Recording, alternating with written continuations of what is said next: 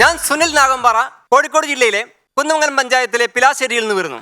നിയമപരമായ മുന്നറിയിപ്പ്, എൻ്റെ ഭാഷ നിങ്ങൾക്ക് തിരിഞ്ഞിട്ടില്ല എന്നോടൊന്നും തോന്നരുത്. പക്ഷെ ഇന്നത്തെ പോലെ കേട്ടോ, അന്ന് എനിക്ക് ഭയങ്കര ബുദ്ധിയാ. പഠിക്കുന്ന 3ാം ക്ലാസ്സിലാണ്. മാഷ് എന്നെ വിളിച്ചുകൊണ്ട് ഒരു ഗ്രൗണ്ടിൽ നിർത്തിയിട്ട് പറഞ്ഞ്, സുനിയെ ഇങ്ങ് വാ, ഈ വട്ടത്തിൽ നിന്നോന്ന് പറഞ്ഞു. ഞാൻ ആ വട്ടത്തിൽ നിന്ന് അത് അരിപ്പൊടി കൊണ്ടുള്ള വട്ടം വരച്ചു വെച്ചിരിക്കുന്നു. ഈ SPC-ക്കാർക്കല്ല അറിയാം, എന്താ ആടെ കൊണ്ട് ഈ ഹൈവേ പോലെ ഇങ്ങനെ വരച്ചു വെക്കൂലേ, അരിപ്പൊടി കൊണ്ട് വരച്ചു വെക്കൂലേ, അതിനകത്തോട്ട് തന്നെ ഓടിക്കോ, മത്സരമാണ്, ജയിക്കണം, അത് ഞാൻ നമ്മൾ ഏറ്റെടുത്താൽ പിന്നെ ജയിക്കും. പക്ഷെ ഞാൻ നോക്കുമ്പോൾ എൻ്റെ മുമ്പിൽ ഒരു ചങ്ങായിനെ നിർത്തിയിട്ടുണ്ട്. ഓൻ്റെ കയ്യിൽ ചപ്പാത്തി കോലൊരുത്തൊരു വടിയുണ്ട്. എന്നെക്കാളും തടിയുള്ള ചങ്ങായിയാ. ഓനോടൊന്ന് മാറിക്കോൻ പറയണമെന്നുണ്ട്. പക്ഷെ ഓൻ്റെ തടിയും ഇടക്കിടക്കുള്ള നോട്ടവും കണ്ടപ്പോൾ പന്തിയെല്ലാം തോന്നി. അപ്പോൾ ഞാൻ മാഷോട്, മാഷേ ഇവനൊന്നും മാറ്റിട്ടാണ്, എനിക്ക് ഓടണ്ടേ. അതൊന്നും നോക്കണ്ട, നിന്റെ സമയത്ത് ഓടിയാൽ മതി. ഓ ആയിക്കോട്ടെ. എന്നിട്ട് മാഷില്ലേ ആ ചങ്ങായിനോട് പറയാ, എടാ PP വിളിക്കുമ്പോൾ നീ ആദ്യം ഓടിക്കട്ടോന്ന്. അതെന്ത് പരിപാടി നിങ്ങൾ പറ. എന്നെ കൊണ്ട് നിർത്തിയിട്ട് നീ ഓടി ജയിക്കണമെന്ന് പറഞ്ഞിട്ട് ഓനോട് പറഞ്ഞു ഇനി ആദ്യം ഓടിക്കോന്ന്. ആദ്യം ഓൻ ഓടിയാൽ ഓൻ ആദ്യം ജയിക്കും. അപ്പം ഞാൻ തോറ്റുപോകില്ലേ. അപ്പം എനിക്ക് മനസ്സിലായി എന്നെ തോപ്പിച്ചിട്ട് ഓനെ ജയിപ്പിക്കാനുള്ള പരിപാടിയാണ്. ഇന്നത്തെ പോലെ കേട്ടോ, എനിക്ക് ഭയങ്കര ബുദ്ധിയാണ്. ഞാൻ തോറ്റാലേ ഓന് ജയിക്കാൻ പറ്റുമെന്നൊക്കെ എനിക്കറിയാം. അപ്പം ഞാൻ വിചാരിച്ചു PP വിളിക്കുമല്ലോ, എന്നെ കാണിച്ചു തരാം. ഞാൻ PP വിളിക്കുന്ന മാഷിനെ ഇങ്ങനെ നോക്കി. മാഷിട്ട് ഒരു PP കടിച്ചു പിടിച്ചിട്ട് ഇപ്പം ഞാൻ ഊതും പറഞ്ഞ് നിൽക്കുന്നത്. മാഷ് ഊതി ഓൻ പാഞ്ഞി ഞാനും പാഞ്ഞി. പക്ഷെ ഞാൻ നോക്കുമ്പോൾ തുടക്കത്തിൽ എല്ലാവരും മ്യൂസിക് അടിക്കുന്നുണ്ടായിരുന്നു. ഇതെന്നറിയാം കയ്യടി. ഞാൻ പായ്യാൻ തുടങ്ങിയപ്പോൾ ഒരു കൂകി.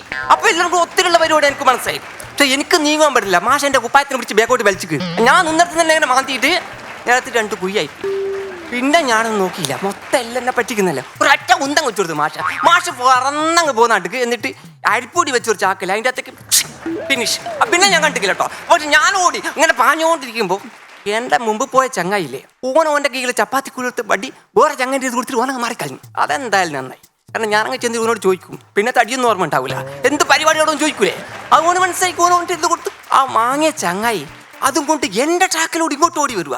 എന്നീ മാഷന്മാർ എന്ത് ചെയ്യണം, വേറെ വര വരച്ചിട്ട് അങ്ങനെ ഓടിക്കണ്ടേ. നിങ്ങൾക്ക് അറിഞ്ഞൂടെ, SPC-ക്കാർക്ക് അറിഞ്ഞൂടെ വേറെ വര കൂടെ ഓടുമെന്നുള്ളത്.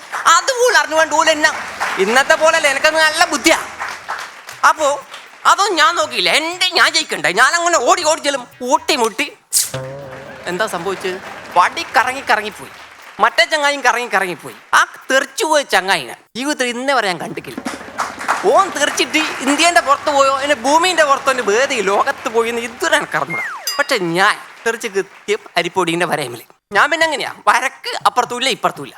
അന്നേരം എനിക്കൊരു സത്യം മനസ്സിലായി, മൊത്തം ഡ്യൂപ്ലിക്കേറ്റാ.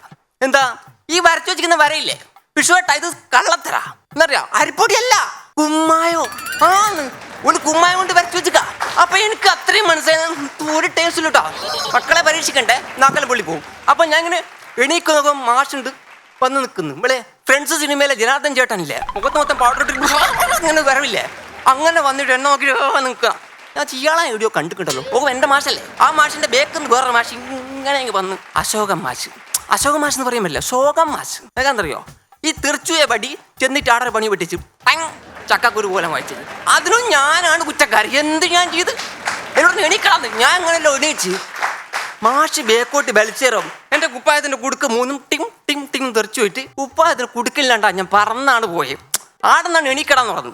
ഞാൻ പടി എണീച്ച് ഞാൻ പുറത്തു പോയി. മൊത്തം തട്ടിപ്പല്ലേ, മുളയിൽ നിൽക്കണ്ടല്ലോ. അവിടെ അശോകൻ മാഷ് പറയാൻ വന്നിട്ട് പറഞ്ഞു, സുനിയെ പോലടോ, അവിടെ നിൽക്കടോ. പിടിച്ച് പിന്നാൻ കൊണ്ട് നിർത്തി.